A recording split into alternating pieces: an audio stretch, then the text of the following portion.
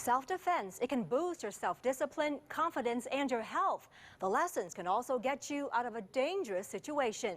I wanted to learn some simple techniques, so I stopped by a place that specializes in Brazilian Jiu-Jitsu.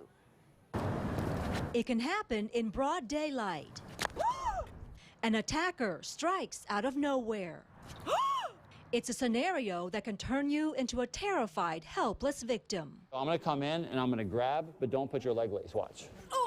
Jim Fiore's passion is to help people like me learn to fight back.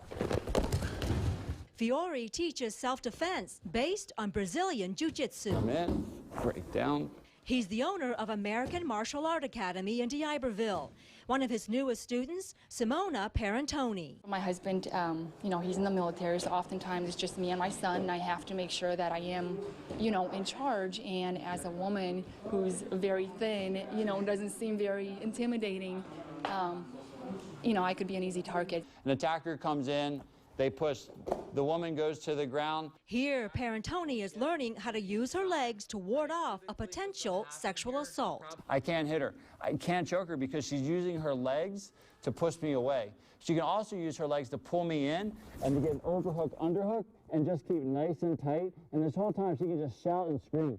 And if the attacker manages to get his hands around her throat. She's going to put one foot on the hip, turned over, yep, and then just breaks the arm. I am not athletic. I am not, I never thought I'd be doing this, but it's very simple and very easy to get somebody off of you when they are 80, 100 pounds heavier.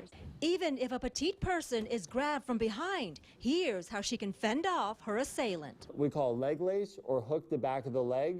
When this happens, this is going to prevent the attacker from lifting you up. 5-year-old Nico Parentoni demonstrates how the same method can be used if a child encounters an abductor. So now when he wraps both legs around, this basically stops me from lifting him up. It's not as easy. So this creates a weight.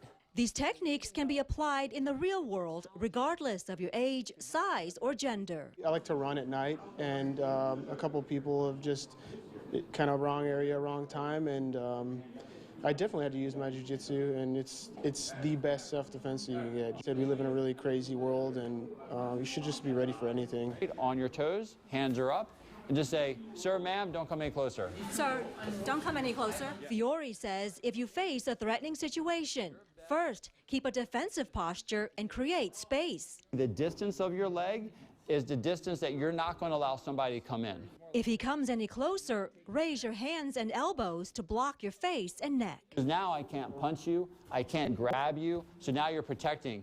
And so if I come in, now you just take your hands and you push me away.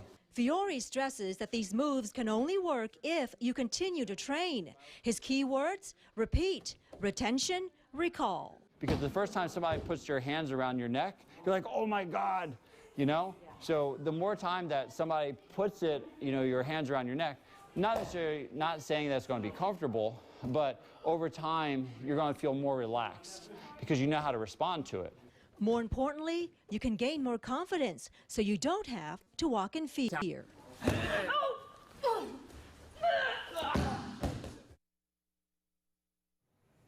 There are various forms of self-defense techniques, and Fiore says the situation changes if it involves blind attacks, weapons, and more than one attacker. His advice: know your environment and find escape points. Dress smart and wear low platform shoes for more stability, and let your friends and family know where you're always going.